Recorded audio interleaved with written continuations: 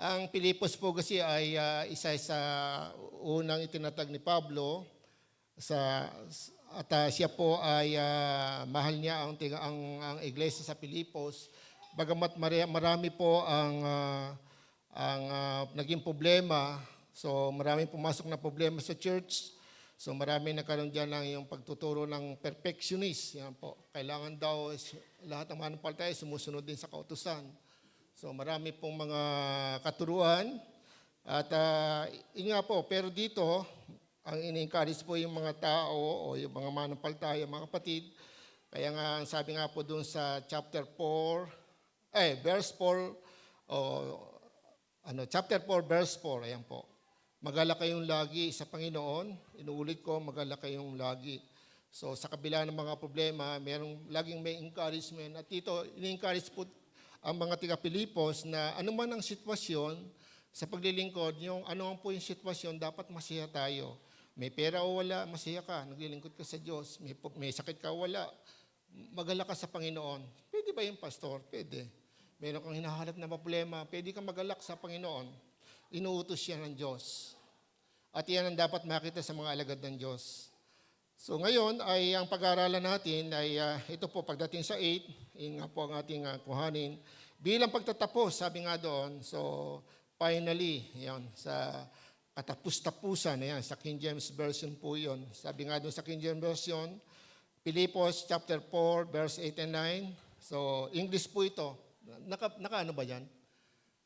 Okay, meron ba tayo dyan? Okay, sabi nga doon, sige po, basahin po natin. Finally, brethren, whatsoever things are true, whatsoever things are honest, whatsoever things are just, whatsoever things are pure, whatsoever things are lovely, whatsoever things are good report, if there be any virtue, and if there be any praise, think on these things. Ayan po, verse 9.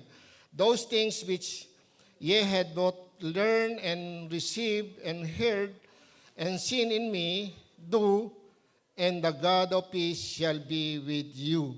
Ayan po, sa King James po kasi medyo, yun nga po yung pag nababasa po tayo ng Bible, pinaliwanag ko po yan. Meron pong, kung anong version ng gusto nyo, kung gusto po niyo, meron tinatawag na meaning-based form translation. Meron po tinatawag na form-based translation.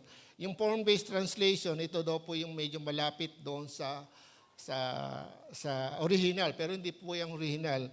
Actually, yung King James, madalas ginagamit yan ng iba, malalim ang mga Tagalog, pero pinababaw po yan. Meron New King James Version na. So, ang King James Version po, pag yun ay tinagalog yung English, kung ano yung English, ganun din po. Hindi kagaya nung sa meaning base.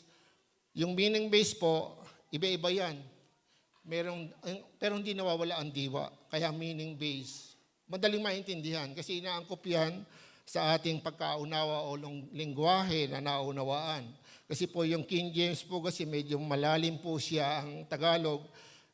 Pero sa mga nagtuturo, encourage ko po sa inyo, lahat ng version dapat meron kayo. Pangarapin nyo. Kasi pag nagtuturo tayo, ay kailangan nating hanapin kung anong katotohanan na sinasabi o diwa ng mga salita ng Diyos sa meaning-based Bible o form-based Bible. Minsan iba nga, pinag-aaralan nga yung Greek and Hebrew. Ayan. So, hindi naman po tayo maalam na ganon. Kaya lang po, meron pong binigyan ng mga kakayahan ng ganyan. Kaya nga po, wag niyong itago yung mga binigyan ng kakayahan ng ganyan, tinawag sa pagtuturo.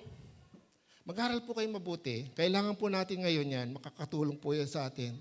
Okay? Kaya nga po ngayon, ang ating pag-aaralan ay tungkol sa kaisipan. Ayan. Siguro po ngayon po ay marami ang iniisip, lalo na yung mga dalaga, kasi kahapon ay Valentine daw. Ayan. So marami ang nakaisip, kung iniisip, naku ika, ganito, gano'n. Lahat maraming iniisip, maraming naglalaro isip, po. Lalo sa mga nanay, buti nga yung anak ko bumili ng flowers kasi wala naman ko mabibigay kay Sister Elmy. Binigay si Sister Elmy, at least na-satisfied siya, di ba?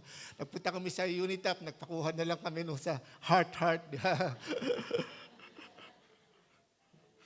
Hindi kami lumabas, nandun lang kami sa bahay. Actually, mamaya naman may gawain tayo, di ba?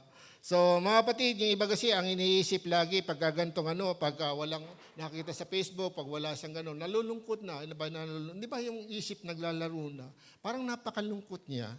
Kasi nga, sabi nga ng sabi nga ng Romans chapter 12 verse 2, huwag kayong umayong sa takbo ng mundong ito.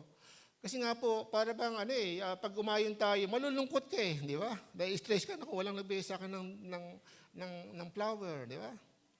So, may nagbigay sa'yo ng flower o wala, pero mga kapatid, sa counseling po, sa mga anak, halimbawa yung mga anak, yung nanay nyo, ay ibili nyo so hindi masama yon. Kasi nga po, para ito yung nakagisnan yung nakagisnan, at hindi naman masama, nabigyan natin ng kasiyahan ng mga magulang, di ba?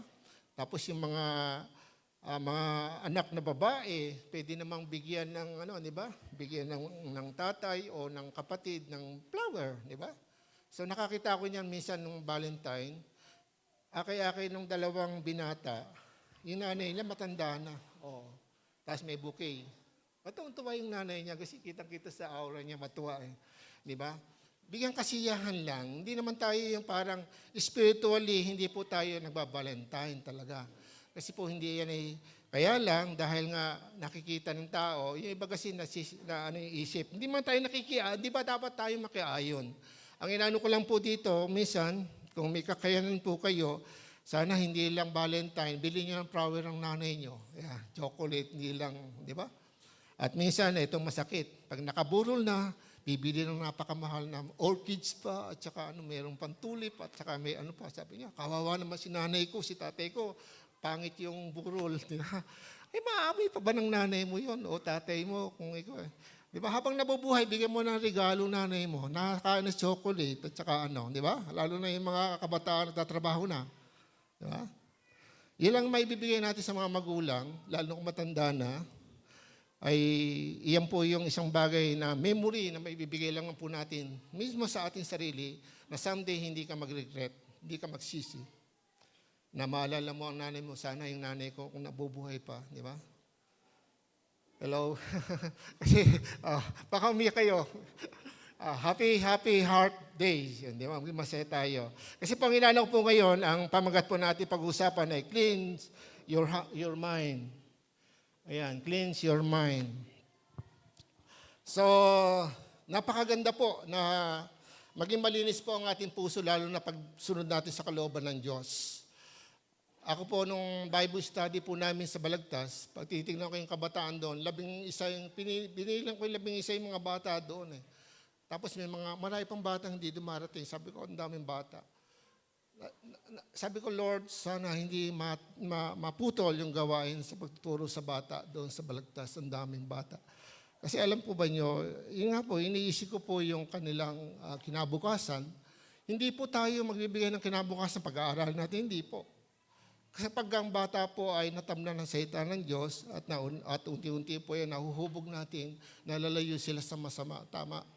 At yun po ang magiging dahilan para mag-success sila dahil sasamahan sila ng Diyos. Kaya mga kapatid ay ngayon pag-aralan natin, malinis ba ang ating kaisipan? O linisin natin ngayon kung hindi po malinis? Kaya napakalaga sa ating teksto, sa katapos-tapusan, sabi nga dito yung tagubili ng Apostol Pablo, ay sa isip daw natin yung mga bagay na totoo. So una, paano natin ito gagawin? Paano ito mangyayari sa buhay natin? Una, cleanse your heart first. Cleanse your heart first. Unahin, linisin mo muna ang iyong puso. Unahin mo yon. Pag hindi maayos ang iyong puso, ang iyong kaisipan, hindi po tama Opo. Hindi maging tama ang puso, ang isip mo kapag ang puso mo hindi tama Opo. Meron kang hangarin na ganito o meron kang gustong ungusan o angatan ng kaalaman mo, nakipag-competition ka, o maaaring iba gusto mo na meron siya, hihigitan pa kita, gaya ng higit. Kung ang iyong brand ay ganito, bibili ko ng ganito. O ang cellphone mo'y ganito, mas bibili ko ng ganitong brand new. Minsan ganyan po ang kaisipan ng tao Ayaw natin patalo. Minsan may mga taong ayaw patalo na siya ay talagang hindi ka-level ng tao na yon. Pero sinisikap niya, kaya nga sabi sa Kawikaan, ang nag-aasta daw mayaman pero mahirap naman ay sasadlak sa kadustaan. Huwag tayong magmuka. Ano man ang nasa atin, tanggapin natin. Kaya ito po yung nasa Pilipos sabi nga kahit ano ang mangyari sa paglilingkod mo, kahit anong sitwasyon mo, magalak ka. Iyon po ang napakalaga sa paglilingkod sa Diyos. Yung buhay mo, binigay mo sa Diyos. Hindi dahil binigay mo ang buhay mo sa Panginoon ngayon kasi maganda yung kapilyang inaatinan ko Maraming binibigay sa akin. O yung compensation o parang mayroong return na binibigay sa akin ang church. Hindi po. Dapat ayusin natin sapagkat ang lahat ng bagay na ginagawa natin ngayon, tandaan nyo, sa harapan ng Diyos, yan po ay bibigyan ng reward. Gusto mo ba reward? Yan, puputungan ka ng corona. Yan. Pero hindi ko po sinasabing pag hindi ka naging ganon ay hindi ka mapunta sa langit. Ang hirap lang nga po dito sa lupa, hindi maranasan yung lubos-lubos na pagkapala ng Diyos. Yung kapayapaan. May problema ka, wala kang kapayapaan kasi hindi ka totoo sa buhay mo. Kaya nga po napakalaga yan. Yung puso mo, ilinisin mo. Ano ba yung talagang motibo mo sa pagsamba mo sa Diyos? Una, gusto mo ba talagang parang lang siya? O talagang nakikilala mo siya sa katotohanan? Sabi nga, ngayon, sa John chapter 4, verse 23, sabi nga, di ba, dumarating na ang panahon na lahat ng sumasamba sa Ama ay dapat sambahin siya sa Espiritu at sa katotohanan. Di ba? Sapagkat ang Diyos ay Espiritu, verse 24, kaya dapat siyang sambahin sa Espiritu at sa katotohanan. So, ang Espiritu hindi natin nakikita. Kaya sambahin natin sa tamang paraan. Sa pamagitan ng Espiritu nasa atin ngayon at sa pamagitan din ng pagbabasa at pagkaunawa natin sa Holy Spirit, sa salita ng Diyos. Kaya pag tayo po ay sumasamba dito at naiintindihan natin sa salita ng Diyos, alam natin, kaya, di ba niya, kahit itaas mo ang kamay mo, wala na silang pakialam. Ako yun naunawaan ko yung ginagawa ko. Di ba? Hindi dito yung makikigaya. Taas po natin kamay. Kaya natataas ang kamay. Di ba? Palakpak po tayo. Di ba? Pero alam po ba yung tunay na sumasamba? Minsan, pag nakaano yan, Amen! Yes! Tapos, Hallelujah! Kahit na hindi nasabihin, kasi nga nasa kanyang puso. Yung tunay na pagsamba. Malinis ang kanyang puso. Gusto niya parangalan ng Diyos niya. Iyon po. Kaya nga po napakahalaga yung sinabi sa Marcos chapter 7, verse 21 to 22. Bakit napakahalaga? Para magkaroon tayo para luminis ang ating kaisipan, ay linisin muna natin ang ating puso. Sabi doon sa Marcos 7, 21-22, sa MBB, yan po, sapagkat sa loob ng puso ng tao, nagmumula ang masasamang isipang nag-uudyok sa kanya upang makiapid, magnakaw, pumatay, mangalo niya, magimbot, gumawa ng kasamaan tulad ng pandaraya, kahalayan, pagkainggit, paninirang puri, pagmamayabang, at kahangalan. Sa ibang salin po yan ay yung pong kahalayan doon ay yung kabastusan. Minsan kasi yung mga kaberdihan, minsan marami dyan. Babae at lalaki ngayon, di ba? Kaya nga po napakahirap sabihin po natin na tayo makiayon kasi ang mundo ngayon at ang mga tao ngayon, ang kanilang sinasabi, yung sinasabi ng sanlibutan, kung ano masaya sa'yo, gawin mo, di ba? Kaya kagabi nga po ay lumabas ako, mag-aalauna na, 12 ng gabi, ang maingay doon sa kapitbahay namin, nangungupahan. Hindi ko po sila sinita o minura o ano pa man. Sabi ko, baka pwedeng pahinaan ninyo yung inyong kasi malakas yung yung sound. Sa ibang yan di ba? Kasi sa amin hindi ma-active ang barangay. Sinabihan ko, sabi ng nanay, sige, patayin ninyo. Tapos mamaya, kasi kung hindi ka magsasalita, parang wala Okay lang sa kanila kasi wala lumalabas kilala naman nila ako doon. Sinabihan ko, ayun, tumahimik, nag-uwian na. Kasi mag-aalauna na. Kasi birthday yata. Okay lang, may birthday. Pinabayaan ngayon, mag-alas 12 na Dapat nga alas 10 lang yan, di ba? Okay, kaya nga mga kapatid ay yung pong puso po natin ay ano po ba yung nasa atin? Marami ba tayong galit? Madali ba tayo magalit? Ano ba ang nasa puso natin? Tayo ba ay maselos, nagseselos? O tayo ba ay naninibugho? Tayo po ba ay maraming mga dala sa puso natin hanggang ngayon? May mga kalaswaan. Sinabi nga ni Jesus Christ, di ba, sa Matthew chapter 5, chapter 6, di ba, ang tumingin sa babae at nag-iisip ng malaswa ay nakakasala sa Panginoon. Ngayon din naman ng babae, pag tumingin ka sa isang lalaki at ikaw ay nagnasa, kakasala ka rin. So lahat naman tayo, kaya nga po kung malis ang ating puso, Pastor, hindi ka ba ganon? Pare-parehas naman tayo eh. Kaya lang ang kagandahan po sa akin, lalo dito, di ba? Pag nagaganon ka, minsan meron kang binabasa, pag ganon mo, minsan di ba kalaswaan, inaalis ko kagad. Kasi nga, alam ko yung puso ko eh. Alam ko kung sino ko eh, di ba? Okay. Hindi ko, kasi meron akong ganito eh. Ang hirap eh, di ba? Pagka binuksan mo ito, tiyak na may makikita ka, hindi maganda eh. Pero, mahirap lang kung hindi mo alam. Kasi meron isang pastor, curiosity, kasi nga, napag-uusapan yung tungkol doon sa yung mga sexual, di ba, yung merong app na gano'n. Binuksan niya. Hindi dahil sa, parang gusto niya tuklasin, kasi pastor to eh. Tapos dumating ngayon yung anak niya, hindi niya mamahalaman ngayon paano papatayin yung laptop. Hirap na hirap. Kahuli ko ng anak ko.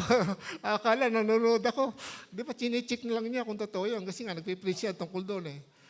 So, minsan, yun nga po, yung pagkakamali na ikaw po ay naisin mo, yung tumano ka lang, yung magkaroon ka lang, sabi nga kung sa atin po, sabi sa Bible, magkaroon lang ng maliit na pananampalataya, katumbas ng buto ng mustasa. Ganon din po sa demonyo. Kasi nung before na bago po ako napunta sa kulto, nung sa mga albularyo, sama lang ako sa barkada ko. Sabi ko, tignan ko kung ano yan. Pagdating ko doon ako, nagsimula na. Nahook na ako, nakuha na ako. Kasi nga, meron na akong, naranasan ko na kasi wala pa akong Kristo noon sa puso, madali akong nakuha ng demonyo. Madali akong napaniwala at mahabang panahon naglingkod ako sa kanila. Kaya mga kapatid, napakahalaga po yung pag-ingatan natin ng ating puso. Dahil diyan nagsisimula yung masamang isipan. Yung isipan natin, dito yon. Kaya mo naisip yan kasi gusto ng puso mo. Amen?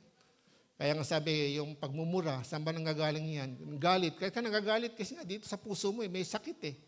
Diba? Hindi siyang paulit-ulit na, hindi nawawala. Pag napag-usapan ng tao na yan, lagi may sinasabi, galit.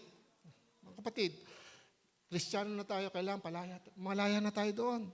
Pag narinig isang tao na yan, okay lang. Kahit maalala mo yung nakasakit sa iyo, okay lang. Process na ang tawag doon, na process ka na. Tumalab na sa iyo yung sabi ng Biblia na, anak, magpatawad kayo sa pinatawad kayo ng Diyos. Tawad kayo ni Kristo. Pero kung di tayo nangyayari yun, alam nyo, hindi po maging maayos ang ating puso, ang ating kaisipan, kung di malinis ang ating puso. Kaya pag may naulit na pangyayaring katulad nung nangyari na kinainis mo nung una, madali kang pumutok. Kala mo sino? Kasi nung una, ganun kasi meron ka nang nakatanim nung una. Or maaaring ganun tayo, meron tayong ugaling ganun, kaya yung baguhin ng Diyos. Sabi mo sa katabi mo, kaya kang baguhin ng Diyos. Kaya nga po napakahalaga po yung pakikinig ng salita ng Diyos. Yung puso natin nakikinig, hindi lang po yung mind natin.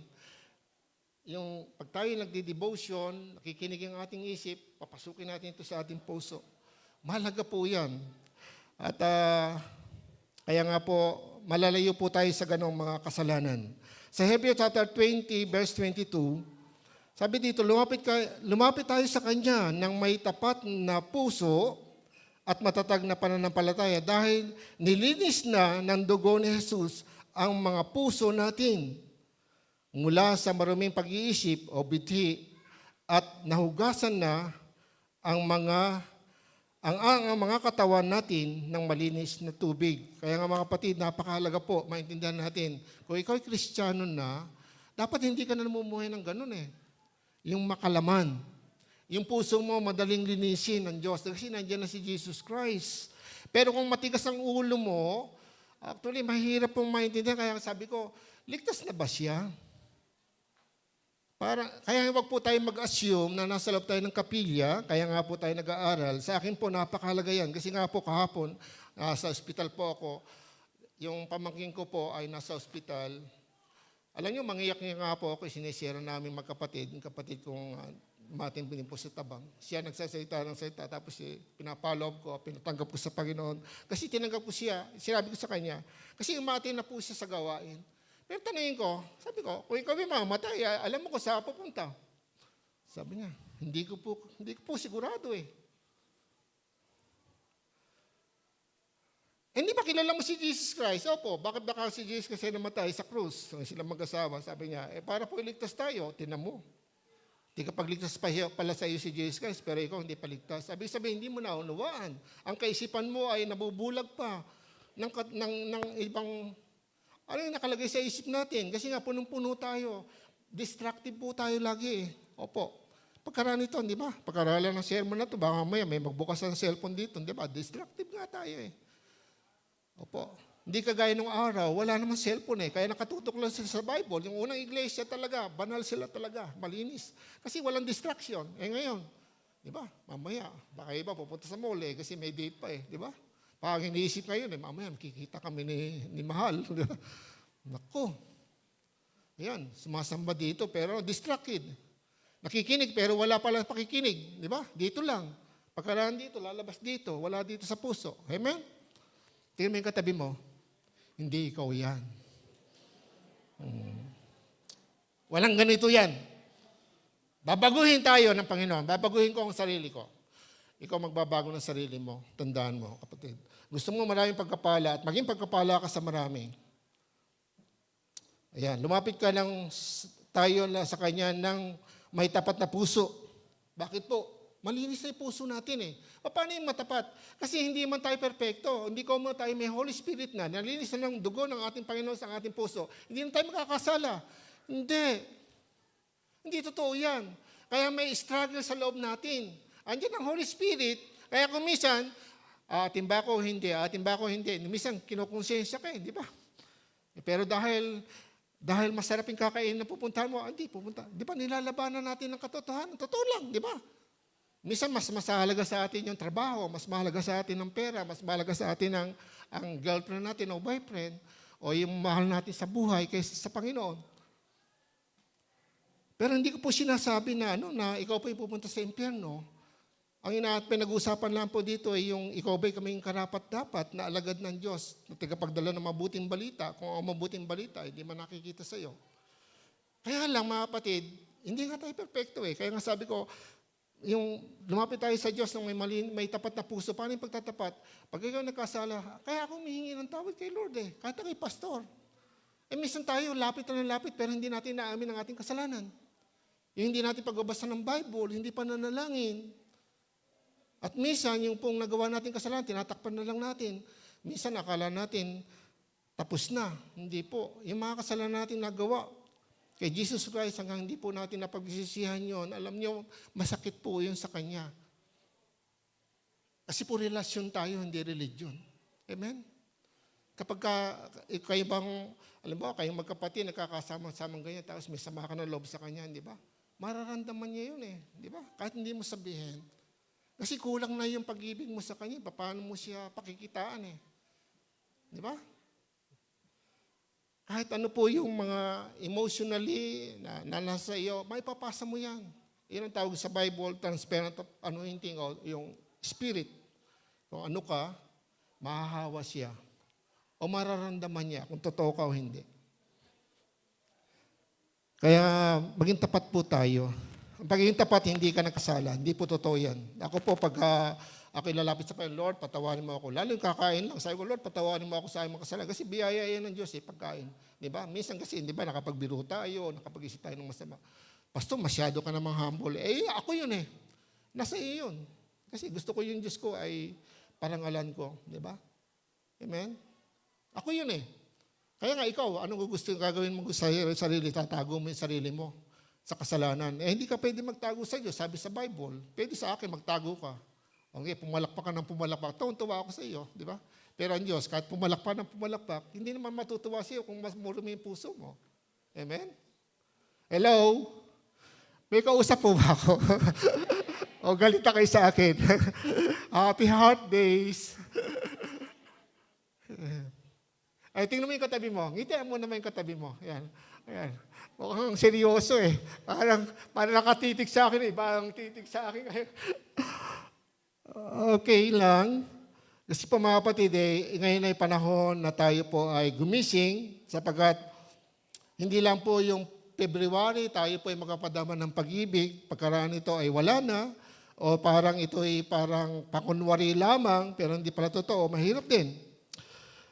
So, sa Filipos chapter 2, verse 13, ayan po. Sapagkat ang Diyos ang siyang nagbibigay sa inyo ng pagnanais at kakayanang masunod ninyo ang kalooban ng Diyos.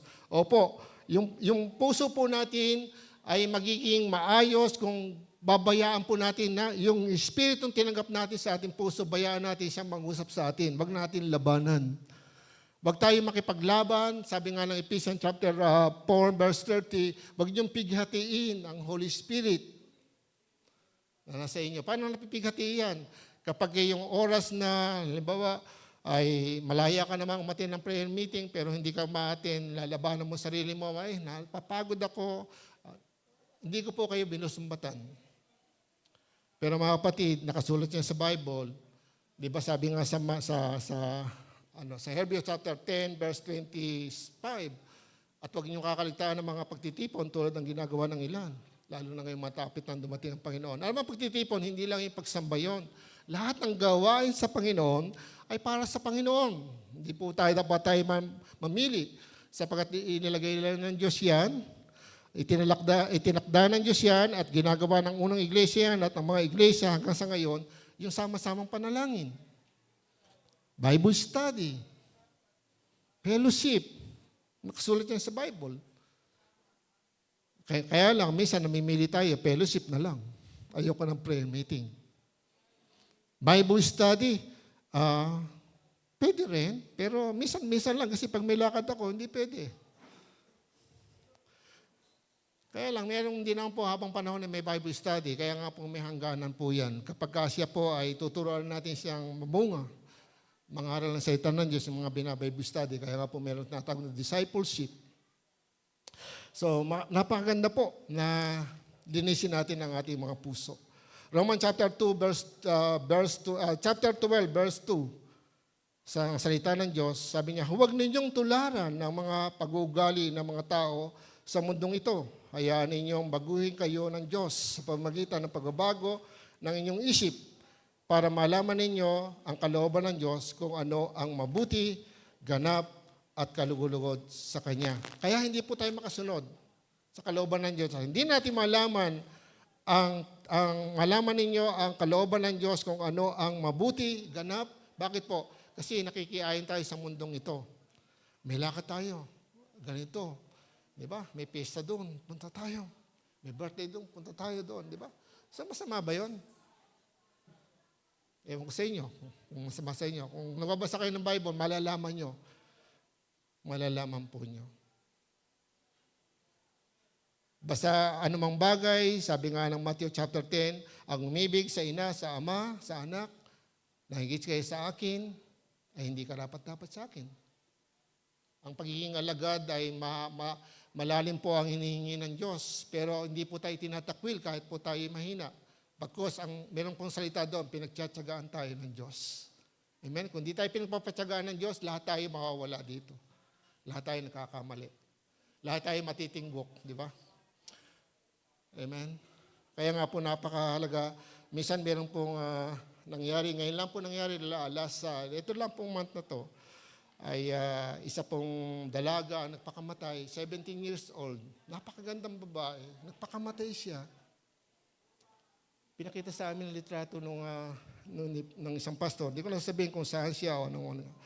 Siya po ay parang nakakita na kayo ng parang Bombay, di ba? Yung tangsang ilong, gandang babae. Tapos ganun pakamatay. 17 years old. Bakit? Kasi po, meron siyang identity crisis. Identity crisis. Parang meron siyang kapartner na babae na siya po ay iniwanan, nagpakamatay. Kapatid, ay masakit kasi po umatin po ng church. Kaya nga po yung pastor ang nagsalita doon sa burol. Kaya mga kapatid, hindi ko mo tayo umatin sa church ay okay na. Makinig po tayo. Walang sino-sino, walang tinatangi ang Diyos. Kahit ano ka, maliligtas ka. Tanggapin mo lang si Jesus sa puso mo at sumunod ka sa Kanya. Amen? Kahit nakapatay ka ng 10, pag ikaw nagsisit, maligod sa iyong kasalanan at tinanggap mo si Jesus Christ, maliligtas ka. Bakit po? Nakaharap na po ako ng 14 ang napatay, naging pastor. Nakaharap na rin po ako at kasama ko sa Malolos. Pusher siya, adik, naging pastor. 2 pastor na po nakaharap ko at isang pastor na matay na po yun. Nakaharap ko po yun dito sa Antipolo, yung pong sa Prayer Mountain. Gayun din po, marami siyang napatay at buong hindi siya nagbuso. Nung naging pastor po siya, hindi siya nagbusuot ng polo. Alam niyo kung bakit? Punong-puno ng tato. Kasi nung araw, pag may tato ka, siga ka. Ngayon, pag may tato ka, hindi. Ano yan eh? Moda yan eh. Tsaka, di ba? Kailangan may tattoo ka ngayon. Nung araw, pag may tattoo, kaya pag nagalis siya, nagsando siya, puro tattoo yung kanyang katawan. Kasi nung araw, siga siya. Pero siya po ay nakalaya. Hindi lang nakalaya, nakapag-abroad pa. Bakit kanyo? Nung nasa loob siya, nakakilala siya sa Panginoon, nangangaral siya sa loob ng Bilibid. Sabi niya nakita niya yung aeroplano. Balang araw, makakasakay ako dyan ng aeroplano. Nangyari. Bakit po? Nung lumabas siya sa Bilibid, naparol siya. Alam po ba niyo, nakapag-asawa siya ng missionary na Koreana. Kaya napunta siya kaya nasakay siya ng aeroplano at nagkaanak pa siya ng 2 lalaki. Hello? Kaya mga kapatid, napakahalaga po na maintindihan natin to. Huwag tayong makiayon. Paano makikiayon? Kasi yung sistema ng mundong ito, kung ano yung gusto ng mundong ito, lalo yung suhol, pag malapit ng ang halalan, nakatanggap ba tayo ng bayad? Lahat ng mga illegal, hindi dapat. Kaya minsan ay nga po, masakit man, pero mga kapatid, kung ikaw po ay tumanggap na sa Panginoon, maliban na lang kung narito ka ngayon ka lang matin, totoo ba tinanggap mo si Jesus Christ?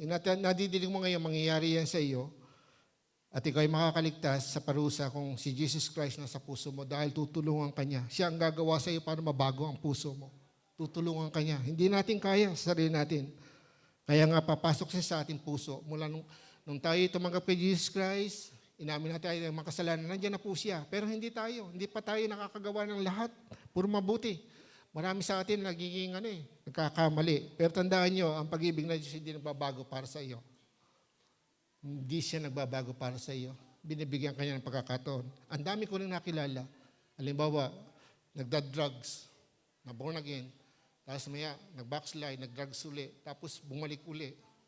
Tinanggap uli ng Panginoon. Tapos nag-drugs uli, tapos tinanggap uli ng Panginoon. Pagkatong pagkakataon, naging pastor pa eh. Hello? Kasi matyagaan Diyos. Once na tinanggap natin, totoong tinanggap natin si Jesus na unawaan natin, pero yung laman natin nandiyan pa eh. Yun ang lalabanan natin eh. Kaya nga, struggle eh. Kaya nga sa bawat araw, sinasabi ng Biblia, mamuhay kayo ayon sa Espiritu. Sa patnubay ng Espiritu. Galatians chapter 5, verse 16. Humakbang kayo o lumakad kayo sa patnubay ng Espiritu. Walk in the Spirit. Kaya nga po napakahalaga yun, yung pong tayo po ay may Espiritu, sapagkat yung sinasabi ko ngayon, mangyayari sa inyo, mababago ang buhay nyo. At hindi kayo masasaling kahit na ang kaaway, kahit na may lumulutang na tao sa harapan mo, o lumulutang kung sino ang tinatakot ka, hindi ka dapat matakot. Kasi nandito ka sa katotohanan. Amen. Kaya lang, hindi mo magagawa iyon, yung sinasabi kong maging matapang kapag ang puso mo ay hindi malinis. Kasi hindi makakilos ang Holy Spirit sa iyo. Pero hindi kanya pababayaan. Totoo lang. Marami akong pagkakamali.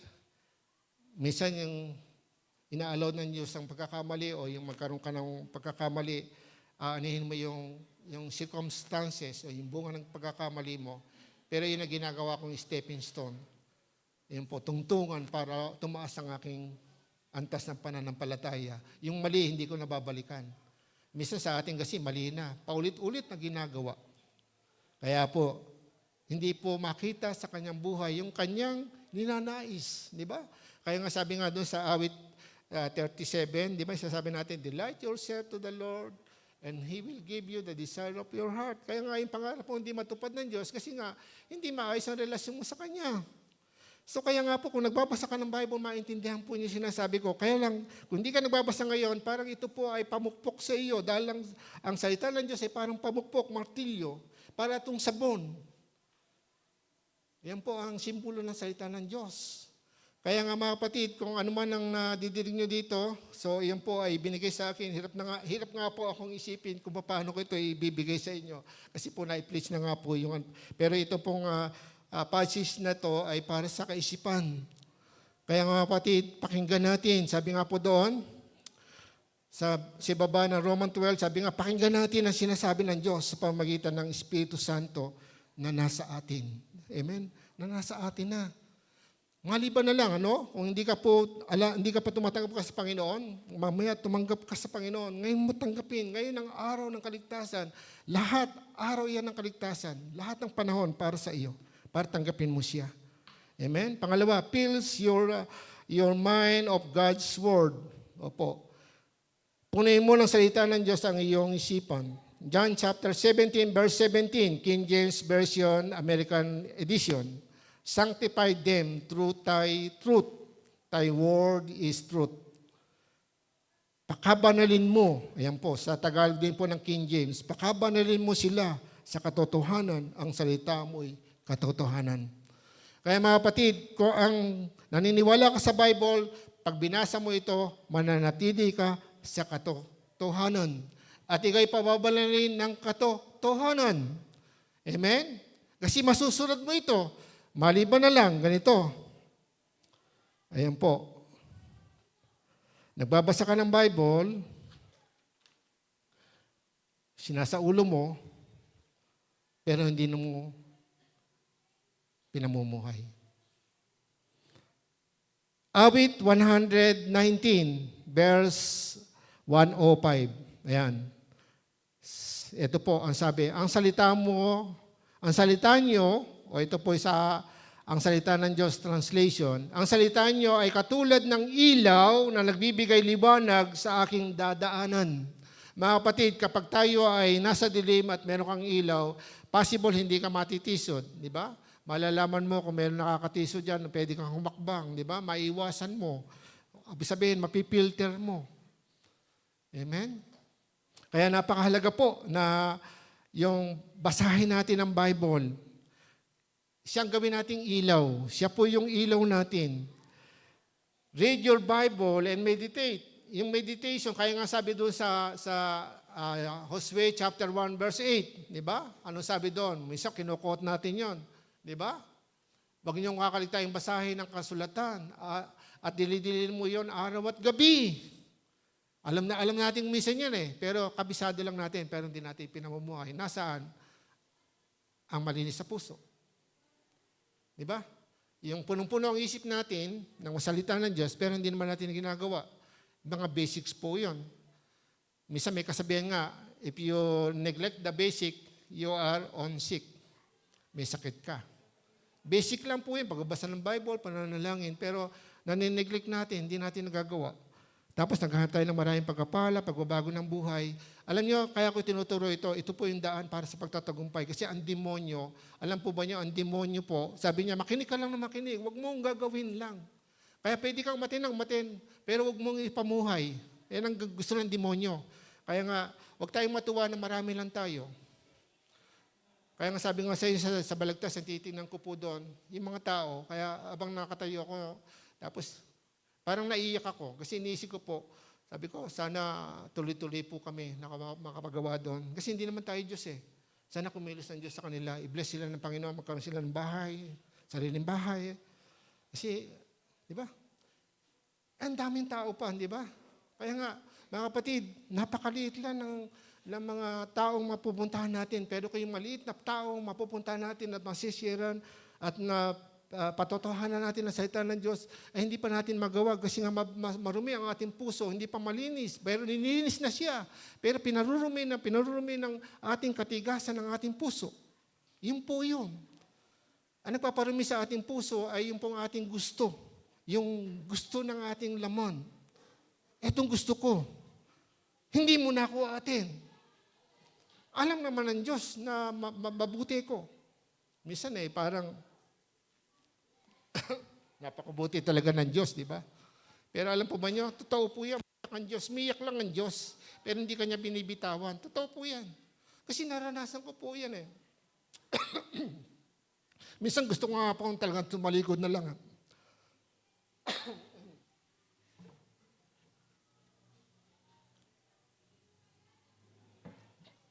Sa hirap ng naranasan ko sa buhay, pero hindi.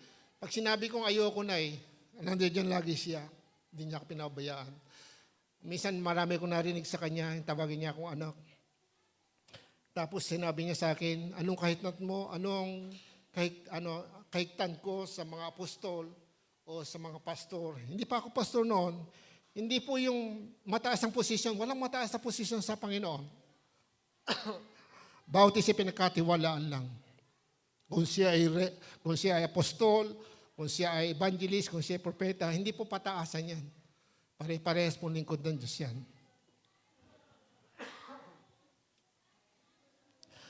Kaya napakahalaga po yung narinig ko yon. Lumakas ang loob ko, pero hindi pa po nabago ang sitwasyon ng buhay namin. Naranasan namin yung kahirapan, mag-asawa, lalo na napapalaki. Kaya naintindihan ko, napapalaki ng anak ay talagang totoo, mahirap. Pero sana wag natin kakalimutan yung obligasyon natin kay Lord, yung ating relasyon. Wag natin pabayaan kasi diyan ka magtatagumpay. Kahit anong pagsusumikap mo, pag hindi mo kasama ang Diyos, mahirap. Pero kasama mo na siya, pero wag mo siya babaliwalain. Kasi sabi nga sa Bible, sa Old Testament, kayo binabaliwala niyo ako, babaliwalain ko rin kayo, sabi nga ni Yahweh kay sa Israel. Ang Diyos ng Old Testament ay Diyos din ng New Testament. Hindi siya nagbabago noon. Ngayon, kailanman. Kaya intindihan po natin, yung hiwaga ng Diyos ay mahirap pa intindihan, pero nandiyan na sa Bible, mula sa Old Testament pa lang, di ba, pinakilala na si Jesus Christ. Inuhula na si Jesus Christ. Hello? Kaya buksan natin ang ating mga puso na tayo nasa tamang Diyos, na Diyos ang katawan tao sa pamamagitan ng Jesus Christ. Kaya nga, napakahalaga po yon na tayo magpatuloy. Read your Bible and meditate. Magbulay-bulayin mo. Ayan po. Tapos ngayon ay, ayan. Hindi lamang, ayan po, paki-plus nga po yon. Read your Bible and meditate. Pagbulay-bulayin mo ang salita ng Diyos. Tapos yung kasunod, paki-plus mo po. Ito po yung ibig sabihin. Hindi lamang makabisado mo, kundi magamit mo ang salita ng Diyos upang masala mo ang mabuti at masama sa harapan ng Diyos. Amen. Ganito po yan. Kapag nagbabasa ka ng Bible, ayan, minsan may iinis ka, gusto mo magmura dahil nagbasa ka ng Bible. Sabi nga, di ba? Pigilin mo, magpigil ka. Ang fruit of Holy Spirit ay pagpipigil sa sarili. So maalala mo yan, Lord, patawarin mo ako. Nagagalit ka, parang nakakainis talagang Ngayon, nagkukuyom ang puso mo dahil nabasa mo, anak, magpatawad ka dahil pinatawad ka na ni Kristo. Pag naalala mo yon, yun po. Kaya mga kapatid, kailangan natin ang salita ng Diyos. Kaya marami ngayon na talagang totally nahihirapan. Kasi nga po, hindi pagbabasa ng Biblia. Merong lola na sinabi ko doon sa Matimbo, sabi niya, hindi na ako makabasa eh. Lola, ganito gawin mo. Ano po, 70, na plus siya na. Hindi tayo nakakabasa na. Sabi ko, may Bible po siya binigyan namin. Sabi ko, yung Bible mo, ganito, pabasa mo sa apo mo. Oo, araw-araw, pabasa mo sa apo mo. Yeah. Apo ba? Ay, ganun ginagawa niya. At least, merong pisang lola dito po sa Tabang, sabi nga po sa inyo, po nakakabasa naman. At minsan, kakausapin niya ako, ano mo, Ray, nagbasa ako. Nagbasa pa po siya ng yung Bread of Life. Ano po yun? Bread of Life, yung devotional book. Opo, English pa. Alam mo, sabi ng Panginoon sa akin kanina, gano'n. Alam mo kung nasaan ngayon siya? Nasa Canada. Amen? Dati ang hirap niya, pero sa Canada. Kasi yung anak niya doon. Ibig sabihin, yung maalwan na naranasan niya yung, hindi niya akalain kasi titinda lang dito, mahirap dito, hindi man siya nakapag-aral, pero dahil yung anak niya, di ba? Pero naging tapat siya, napunta pa siya ng di ba? Matanda na siya, nagkaroon siya ng yung kapahingahan sa mga trabaho, hirap, di ba? Naranasan mo lang di mo sa Canada, akita mo, nakasuot ng digoma, tapos parang bata, di ba? Pero matanda na yon. Opo, kahit pa paano, bago siya lumisa sa mundong ito, naranasan niya yung biyaya ng Diyos. Biyaya yun ng Diyos favor yun ng Diyos yun Kahit sa kanyang pagiging matapat. Kilala ko po yun kasi minsan titinda yung karinderya Opo.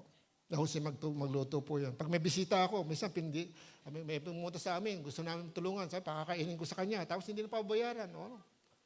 Tuturo ko lang sa kanya, ganun, kakainin, kasi gusto namin tulungan, nagugutom. Sabi niya, hindi, Brother Ray, wag na. Hindi pa ako pastor noon. Huwag na natin papabayaran. Kaya siya, ayun po, mabuti ang kanyang puso. Kaya napakahalaga po yung tayo may malinis sa puso. Sa pamagitan ng salita ng Diyos, kaya nga, dilinisin tayo yung ating katawan. Kasi po, yung salita ng Diyos ay sinisimbolo rin po yan ng tubig. Kaya napakahalaga po yun. Pilipos chapter 4 verse 8, kaya nga po sabi doon sa King James Tagalog, sabi nga, sa katapos-tapusan, mga kapatid, anumang bagay na katotohanan, anumang bagay na nakagalang-galang, anumang bagay na matuwid, anumang bagay na kaibig-ibig, anumang bagay na mabuting ulat, ayan po, good report, ayan po. Kung may anumang kagalingan, ayan po, at kung may anumang kapurihan, ay isipin ninyo ang mga bagay na ito. Hello? Kaya nga po magagawa po natin to kung malinis ang ating puso. Kasi po yung isip natin, magiging malinis din magiging maayos. Kaya nga po, alagaan natin ang ating kaisipan sa pamagitan ng ating paglilinis ng ating puso. Hindi lang po yung punuin natin ito, kabisado mo na yung Roma, yung chapter ng Roma, kabisado mo na may gumagawa rin yan Pero kung hindi makita sa buhay mo, kulang yan Hindi sapat Buti pa yung nakakita ako na natindahan niya lang yung John 3:16. Alam mo na, ang daming niyang naakay sa Panginoon. John 3:16 lang yung naunawaan niya. Opo, merong ganyan.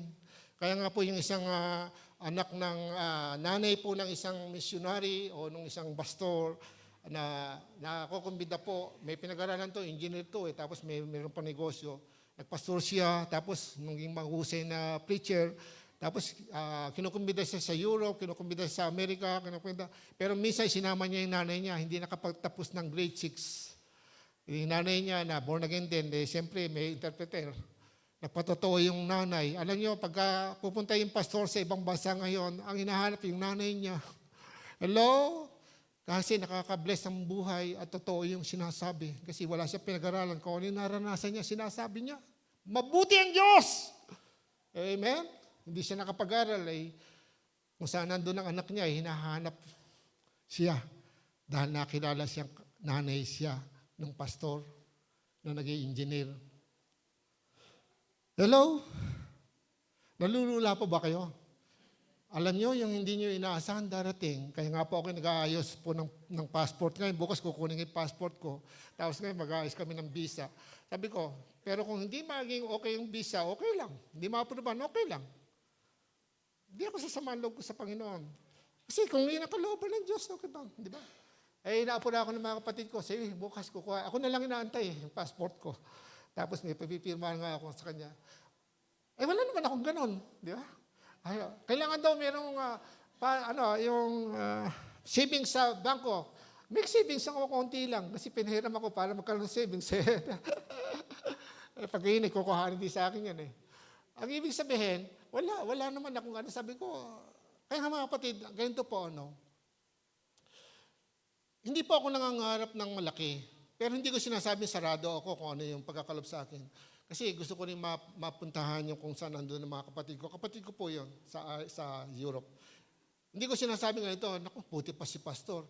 Hindi, kinukwento ko po ito para maintindihan nyo. May mga bagay na gusto natin mangyari, pero hindi mangyayari kasi nga po, hindi tayo naglilingkod kay Lord.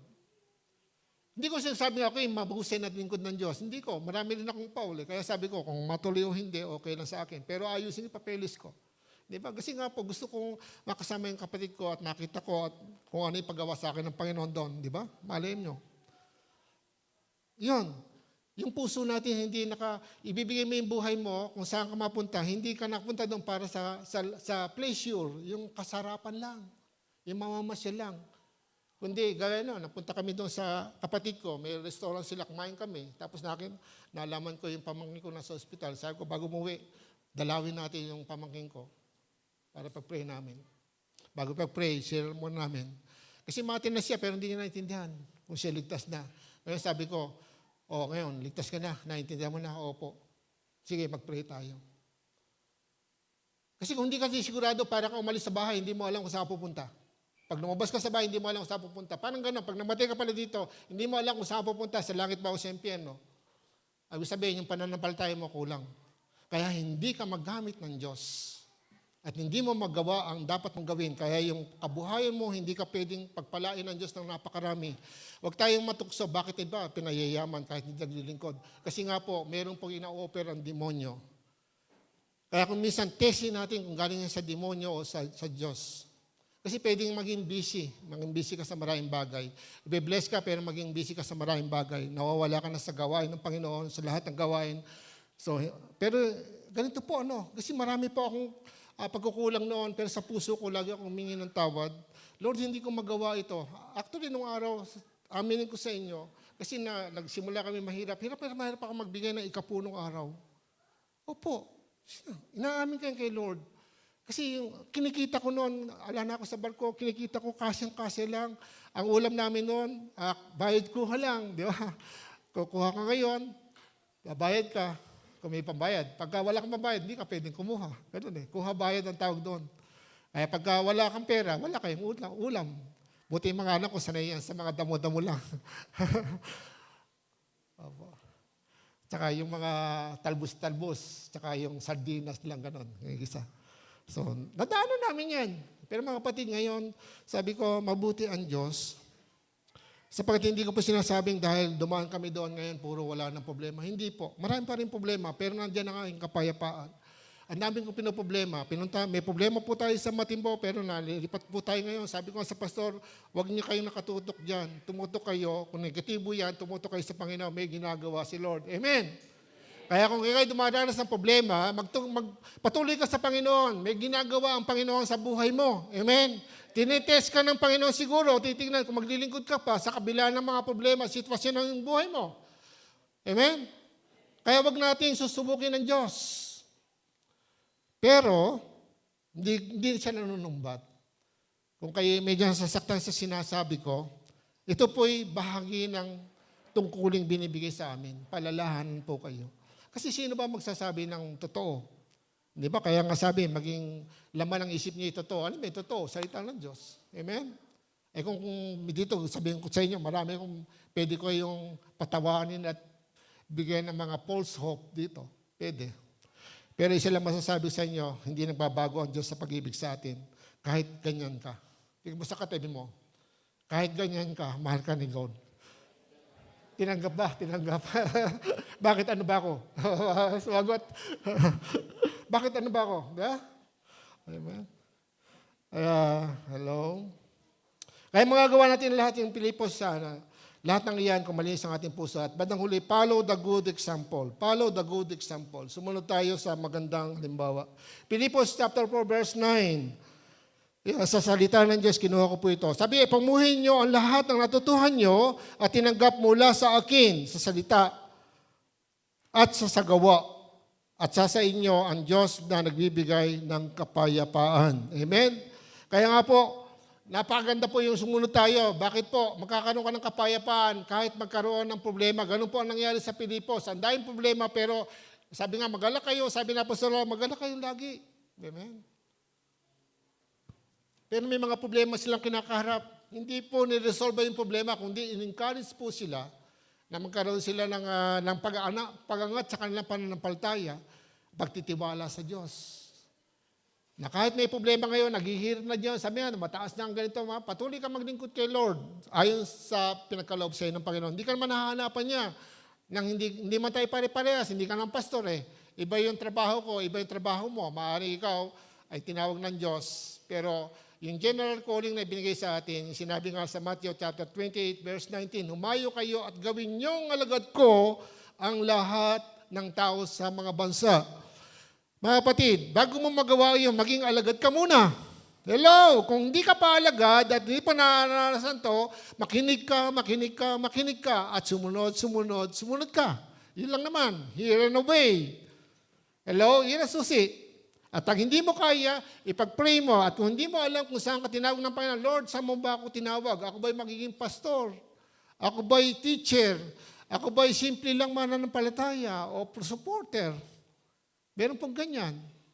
O ikaw ba'y sa giver? Mayroong mga pinayaman. Naalala ko po yung dati may bahay dyan.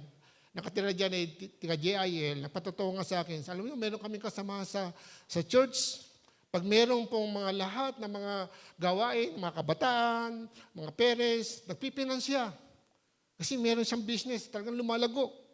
Ngayon, parang nasasawa na siya sa business. Sabi niya, gusto ko maging pastor.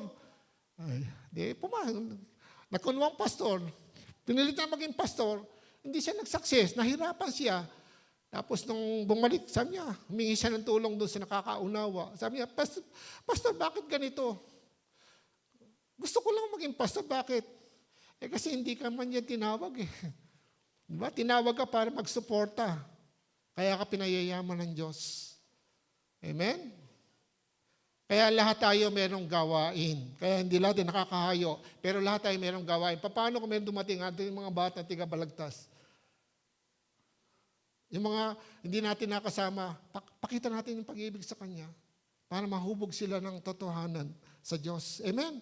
Meron tayong gawain. Kamayan natin siya. Amen? Kung may luma kang sapatos o yung pinagmalilitan mo, dali mo dito, pamigay natin. Yun po ang gusto namin gawin doon. Amen? At sabi ko sa nagtuturo, kuhanin mo kung anong grade nila, grade 2, may grade 4, grade 3, sige. Pagdating ng pasukan, ihanap natin ng sponsor, di ba? Hello? Kahit isang notebook ka, lapis ka, ganun, di ba? Laking bagay po yan, kasi alam po ba nyo, yun po yung example ni Jesus Christ, ni Apostol Pablo. Si Apostol Pablo, hindi niya inisip ang puro sa kanyang kapakanan. Inisip niya yung para sa ibang sa tao. Tayo kasi puro ako. Kailangan ko, akin. Pero yung si Jesus Christ na ating Panginoon, inalay niya ang kanyang sarili para sa Panginoon. Sa Diyos lang ba? Hindi. Para sa atin. Naging handog tayo sa kasalanan sa harapan ng Diyos para sa mga tao. Hindi niya inisip ang kanyang sarili. Kaya nga po, ang tunay na Kristiyano po, sumusunod kay Kristo. Di ba? Kristiyano nga eh. Kaya mga kapatid, sino ba sinusundan natin kung hanggang ngayon hindi pa tayo nababago? Hindi natin nakikita yung pangangailangan ng iba. Nalulungkot siya, parang hindi, baliwala lang sa iyo. May sakit siya, parang hindi mo siya pinagpipray. Kahit hindi kayo nakikita. Amen? Masakit man, pero gusto ko pong gisingin ang kalooban natin. Tayo po yung magkakapatid sa Panginoon at sayang yung power and authority na binigay sa atin. Kaya lahat ng mga nampaltay binibigyan ng kapangyarihan gumawa ng himala. Sa pangalan ko yung magkapalay sila ng demonyo. Magsasalita sa ibang wika at dumampot man ng ahas hindi mauminom ng lason. Di ba? At ang mga putungan ng kanilang kamay ay gagaling. Power and authority na ibinigay sa atin ng Diyos, lalo na yung pangangaral ng salita ng Diyos. Hindi ko ikaw ay tumutugtog dito, wala ka ng karapatang mangaral. Hindi po. General calling nga po yon. Pero may tinawag lang yung pastor, maging teacher. Tinawag sa 5, tinawag sa 2, tinawag sa 3, tinawag sa 50. Malay mo, baka ikaw tinatawag sa 200, mahigitan mo ako. Ako'y sa 50 lang. Okay lang, walang problema. Mahalaga, maraming maligtas. Amen? Mag-plant tayo ng church. Tulungan kita. Amen? Kasi doon ako binigay ng kakayanan ng Diyos eh. May kalakasan ka. Alam mo, hindi mo alam. Pinupulot ko yung kalakasan mo. Titignan din kita. Hindi ko pastor kami, hindi na kami tumitingin sa inyo. Amen? Hindi ko kami pastor, lahat ng gift nasa amin. Hindi po totoo yan. Bawat pastor may kanya-kanya din pong gift. Kaya hanapin natin. Follow the good example. Kung sa paglilingkod sa Diyos, sabi nga, Pilipos chapter 9, sabi nga, sa pamuhay nyo ang lahat ang natutuhan nyo at tinanggap mula sa akin, sa salita at sa gawa, na sa inyo ang Diyos na nagbibigay ng kapayapaan. Amen? Tapang ni Pablo, di ba? Gayahin nyo ako. Sa inyo si Jesus Christ. Bakit? Karanasan niya yun eh. Mula nung siya tawagin ng Diyos, hindi nagbago ang kanyang puso. Binigay niya ang kanyang buhay kahit mamatay. Amen? Tayo, kaya ba natin mamatay kay Jesus Christ? Pastor, wala pa akong asawa. Baka pwedeng Kasi may pangarap pa ako eh. Hindi ko sinasabing hindi ka mangarap. Amen? Sinabi nga ng Diyos, sabi nga, delight yourself to the Lord and He will give you the desire of your heart. Hindi mo alam, baka mamaya, higit pa doon. Sabi nga, higit pa sa iyong iniisip at inaakala na kayang gawin ng Diyos. Sa pamagitan ng Espiritong nasa inyo. Amen? Higit pa sa ating iniisip at inaakala. Ano ba iniisip mo? Kaya kong bumili ng kotse. Hindi. Doon sa higit na yun, bahay at lupa pa. Kaya ng Diyos yan. Amen? Kung gagawin niya sa iyo. Pero hindi tayo nabubuhay at nangangaral dahil sa bahay at lupa. Hindi po. Halimbawa ko lang yan. Kaya nga sabi ko sa inyo, mga kapatid, ako po ay matanda na. I'm 65 years old. Tapat na yon. Walang tawad. Baka may tumawad pa, no?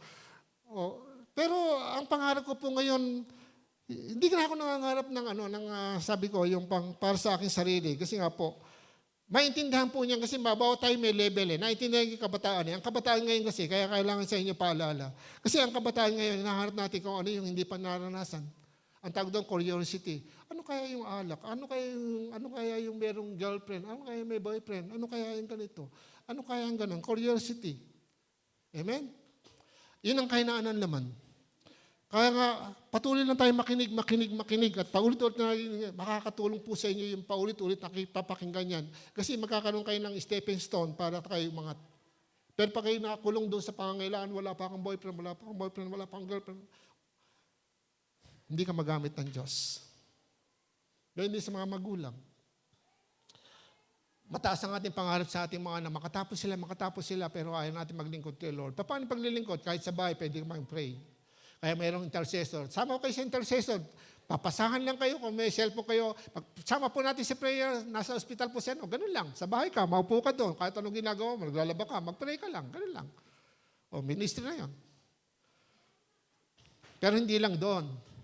Kasi yung po ay gawain ng lahat. General calling din po yan.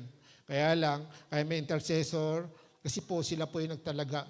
Kaya ipinaunawa ko sa inyo, lahat po tayo, pag meron tayong nabalitaan natin si pastor, naku si pastor, sumakit ng tiyan, ipag-pray natin siguro. Pag lahat kayo pasabay-sabay na nalangin sa akin, sandali, wala ka ganyan sakit, di ba?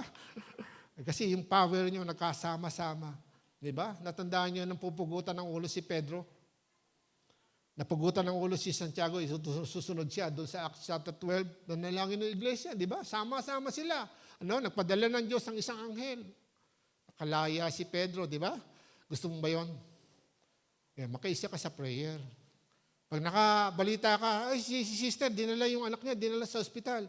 Kaya nga yung si Gladys, di ba? Yung Gladys ang pangalan ng anak niya. Nagba-Bible study kami, kaya bago kami umuwi, sabi, pag-pray natin. Yung anak niya nasa ospital. Minsan lang namin nakasama sa Bible study yun. Nung malaman ko, sabi ko, sige, prayer tayo. Hindi, pag-pray natin, pero hindi ka tayo nagpipray. Basta ura-urada, pray kagad, kahit siya nandun ka. Ganong ginagawa ko ngayon kasi makakalimutin na ako ngayon. Kaya nilalabanan ko yung pagiging makalimutin ko. Pag sinabi ko, ganun ba? Tapos ngayon, pag-pray natin, hindi pa nag-pray ngayon. Kaya gagawin ko, pag nalaman ko ngayon, pray kagad. Kasi may power ako eh. Tingnan mo yung katabi mo, may power ka rin.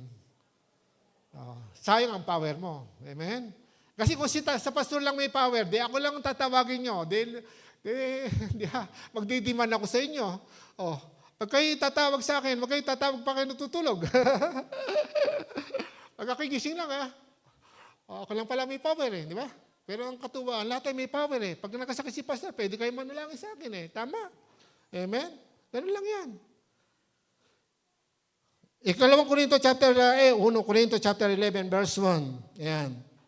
Sa New King James Version, sabi nga doon, imitate me just as I also imitate Christ. Tularan ninyo ako gaya ng pagtulad ko kay Kristo. Kaya pala matapang si Pablo, kasi ang ginagaya niya, si Kristo. Amen? Kaya hindi tayo maliligaw, di ba? Kaya nga si Pablo, kaya nyo, yung narinig sa akin, ilagay nyo sa isip nyo, sa puso nyo, gawin nyo. Di ba? Pag sinabi ko dito, magala kayo kahit anong, pagpasalamat siya sa Diyos sa lahat ng pagkakataon. Ano ba yan? May sakit ka, magpasalamat ka sa Diyos kasi inuutos yan. Tapos panalangin ka, Lord, may sakit ako ngayon. Hindi ko sinasabing tanggapin mo yung sakit.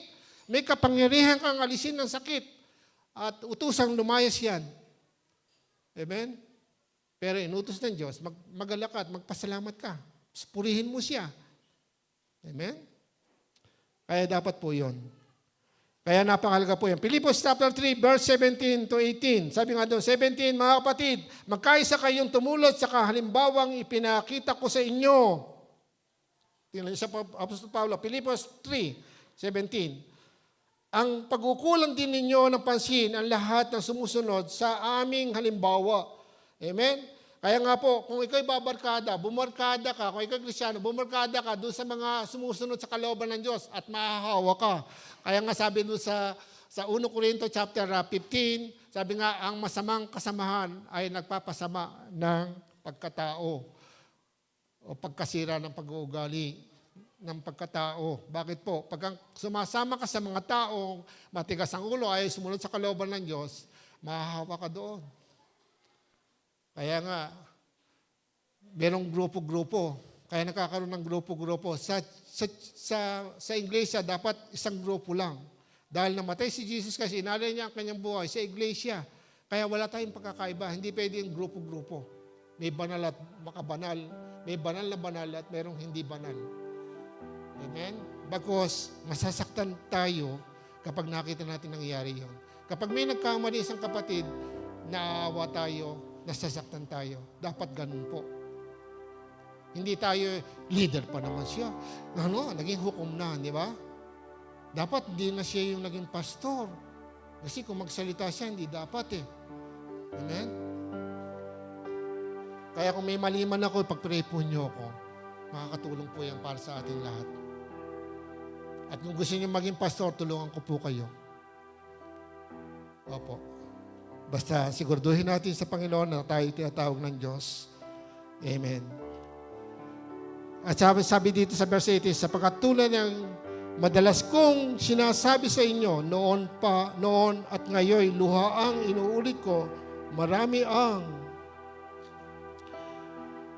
namumuhay bilang kaaway ng krus ni Kristo. Sino po yun? Yung mga tao nagpapatawag na Kristiyano pero hindi namumuhay bilang Kristiyano. Yun po yung kaaway ng Kristo. Kaya mga kapatid, huwag natin kalabanin ng Diyos.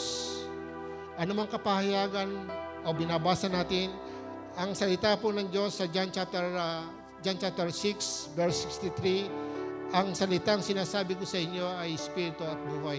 So, ang Espiritu ang nagbibigay buhay, pero ang salitang sinasabi ko sa inyo ay Espiritu at buhay. Hindi matanggap ng mga tao noon na sinasabi ni Jesus Christ. Kainin niyo ang aking laman, inumin niyo ang aking dugo. Hindi nila maintindihan, kala nila literal. Hindi po, spiritual yon. Tanggapin mo siya sa iyong puso. At yung dugo niya, nilinis sa iyong kasalanan. Kaya napakaganda po na tayo po ay huwag maging kaaway ni Kristo. Paano yun? Meron pagkakataon ko makapag-share, pero ayaw ko mag-share. May mga taong dapat ipanalangin, nakita mo puro problema. Malungkot ang buhay, nakikita mo lagi, pero wala kang pansin sa Kanya. Pero hindi mo alam, pinapansin siya ng Diyos. Kaya pinakikita sa iyo ng Diyos yon dahil ikaw ay anak niya at alagad niya. Na baka sakaling pag nakita mo siya, mahabag ka sa Kanya. Mahahabag lang tayo sa isang tao, hindi po dahil doon sa meron siyang sakit o meron siyang problema. Kahit po yung nakakotse at nakikita natin, mahahabag ka sa Kanya kung alam mong hindi pa siya kumikilala kay Lord. Amen? Dahil yun po nakita ni Jesus Christ doon sa Matthew chapter 9. Nung nilibot niya ang maraming ang mga nayon, bayan, Nakita niya mapakaraming tao, siguro yung iba nag-business, yung iba ay may manok na noon, nagsasabong, baka yung iba nagmumuntahan, baka yung iba nagmimerienda. Pero lahat ng iyon kinahabagan ng Diyos. Kaya mga kapatid, ang kahabagan natin hindi lang yung may mga problema. Lahat ng tao kahabagan natin kung hindi pa siya kumikilala kay Jesus Christ. Yan ang tunay na alagad ng Diyos. Kaya pag napunta ka sa isang lugar, kahit malaki ang bahay niya, huwag mo siyang kaingitan, kundi kahabagan mo siya kung wala pa siya sa Panginoon. Malapit na dumating ang Panginoon, tandaan natin, sa rapture ang kukunin niya yung mga tunay na mananampalataya. Kaya yung mga magulang, yan po ang pag-usapan natin mamaya. Mga kapatid, mangarap po tayo. Tatay at nanay natin, sana pag-pray natin, iyak natin sa Panginoon, Lord, hipuin mo tatay ko, nanay ko. Huwag mo siyang pabayaan. Mga kapatid ko, lagi ko po yung iniyak sa Panginoon. Kasi wala akong magagawa sa kanila kasi kung sishare mo yung kapatid mo, hindi naman naniniwala sa'yo, tama? Kung minsan, di ba, meron ganon. Lalo kung hindi kayo good, di ba? Mali mo na lang kung good ka sa kanya. Good ka nga sa kanya, wala ka naman sinasabi sa kanya. Mapapunta ka sa impyerno pag hindi mo tinanggap si Jesus Christ. Kaya nung sinishare ko kahapon yung pamangkin ko, halos gusto kong maiyak eh. Kasi pamangkin ko yun eh. Marami pa akong mga pamangkin, manugang ako, hindi pa kumikilala kay Lord. Pero alam ko kasi may impyerno eh, di ba? Sana kung wala. Pagawa na lang ako ng bahay, yung bahay ko, gawin ko up and down, pagawa ko ng terrace, lahat ng mga magandang magagawa ko, gagawin ko dito sa mundo. Pero hindi po eh. Naghahangad din po ako, pero hindi ko nilagay doon ang puso ko. Ilalagay ko ang puso ko doon sa kalalagayan ko ngayon, kung ano yung tinatanggap ko ngayon. Maging kontento ka kung anong nasa iyo ngayon. Magpasalamat ka sa Diyos. At pag ikaw lagi nagpapasalamat sa Diyos, natutuwa ang Diyos. At kung lalo kung ikaw naglilingkod, matutuwa sa iyo ang Diyos. Someday, hindi ko alam kung kailan, mag-aani ka. Kaya nga sabi ng Bible, huwag kayong mapagod sa paggawa ng mabuti sapagkat sa takdang oras. Kung di kayo mag-aani kayo, kung di kayo mapapagod, kung di kayo hihinto. Amen? Di ba? Gawa ka ng mabuti, hindi mo alam kung ano mangyayari sa buhay mo, di ba? Minsan, gawa ka, naglilingkod ka kay Lord, pero hindi naglilingkod, parang siya pa nakakotse ah. Siya pa yung gandang bahay ah. Huwag mo tingnan yun. Tingnan mo si Lord. Kasi hindi naman natin magagagal sa langit yun eh. Mana pa, magiging maligaya ka. Kung siya itinuturing ng kapatid, buti pa si kapatid, nakabili na, yes. Okay. Nakabili ng bahay, yes. Okay. Kahit wala ka, ay nasabi ng Bible, makiligaya ka. Makisiya ka sa nasisiyahan, sa naliligayahan, makigala ka sa nagagalak, magdadalamhati ka sa nagdadalamhati. Damayan natin ang ating kapatid sa lahat ng bagay. Amen. Pag ginawa po natin itong lahat mga kapatid, tandaan nyo, hindi po ako Diyos. Pero sinasabi ko sa inyo, hindi po ako nagmamataas sa inyong hanapan. Pagdating po ng may hat na bye-bye. Pupunta muna ako doon. Mahinga lang naman. Bye-bye. Alam ni Lord yun. Sabi nga, isama ko si Sister Elmy. Pag hindi ko kasama si Sister Elmy, hindi ako sasama. Mahirap. Kailangan may alalay ako. Sekretarya, tsaka alalay lang pala. Amen. Pero malaking problema namin. Pero may kapayapaan ako. Bakit? Binibigay ko kay Lord lahat ng bagay na problema ko. Yun ang dapat. Matuloy at hindi, kailan dumating, okay lang. Amen? Ganyan ang buhay, Kristiyano. Ba't mo i-stress ang sarili mo? Pinipilit mo ang sarili mo sa gusto mo, pero ayaw pala ng Diyos. Hanapin muna yung gusto ng Diyos. Maging masaya ka. Amen? Tumayo po tayo lahat. Hallelujah.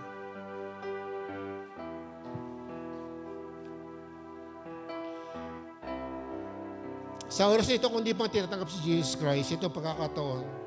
At sa lahat na nakikinig, kung hindi mo pa tinakasigurado na tinanggap mo si Jesus, hindi ka paligtas. Ito, tanggapin mo si Jesus, ito ang panahon. Sabihin mo sa iyong puso, Panginoong Hesus, kinikilala ko na ako isang makasalanan. Patawarin mo po ako sa aking makasalanan. Tinatanggap kita sa aking puso. Ikaw na po ang aking maging Panginoon at tigapagligtas ng aking buhay. Bigyan mo po ako ng buhay na walang hanggan at ang aking pangalan ay isulat mo po sa aklat ng buhay diyan sa kalangitan. Amen.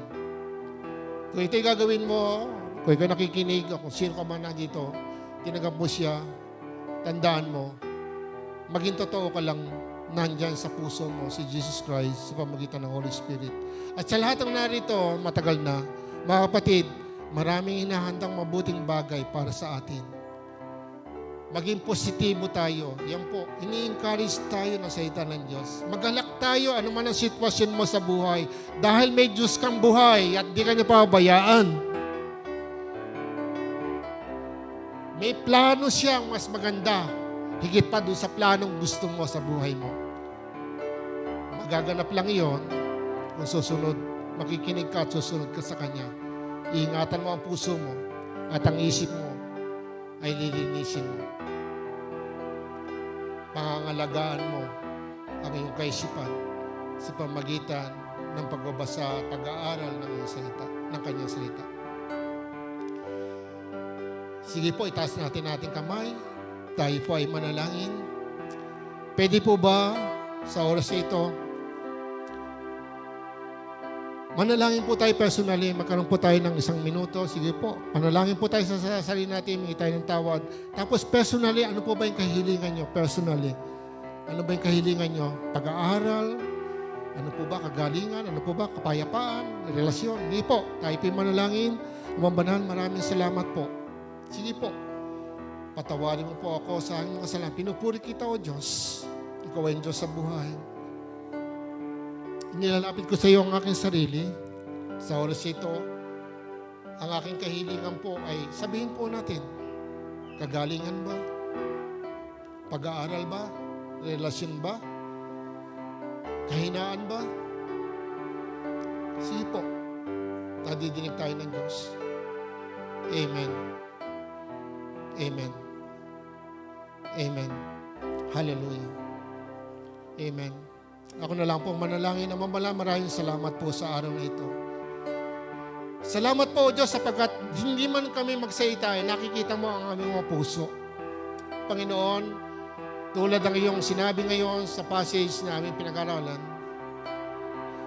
na isa-isip namin ng mga bagay na totoo, banal, mabuti, kagalang-galang, totoo, yung mabuting ulat, magbibigay ng mabuting ulat, nakapagbibigay ng kapurihan sa Diyos. Lord, tulungan mo kami. Lahat ng bagay na nais mo para malugod ka sa amin, tulungan mo po kami, Panginoon. Inaamin namin kami mahina mula po sa akin. Dalayan ko po, Ama, na sa bawat araw na ginagawa po namin, lalo sa panahon ito ng panahon ng kahirapan na maraming nagbabadyang problema sa mundo, maging sa aming bansa, O Diyos. Panginoon, yung power and authority para sawayin ang mga bagay na napanganib na darating sa amin, Panginoon, inaangkin ko po na ito'y magagamit ng bautisa sa pagsaway sa lahat ng bagay upang matupad mo sa amin, Panginoon, ang iyong pangarap, ang iyong plano. Lord, dinideklara ko at inaangkin ng kalayaan sa bawat isa. Yung alipin ng galit, alipin ng paninibugho, alipin ng inggit, alipin ng pagmamataas, pagmamayabang, alipin ng lahat ng kabulagang espiritual, kung meron man, O God. Ito'y tinatalian namin, sinasaway namin sa pangalan ng Panginoong Jesus, O God. At kinakalgan po namin at tinangkin po namin ang kalayaan, O Diyos. Ama, dalayan ko po ang mga nanay, Lord, na nagpapaaral, yung kanilang nabubuhay, lalo sa panahon ito. Lord, samahan mo ang iyong mga anak tulad ng iyong pangako. Ano man ang mangyari, ang sambahayan ng iyong mga anak ay hindi mo pagkukulangin. Ang mga estudyante po namin mula sa elementary, high school, college, makaka-graduate lahat sila, O Diyos. At ang makuha ng board exam, maghahanap ng trabaho, Lord, tulungan mo sila, Panginoon.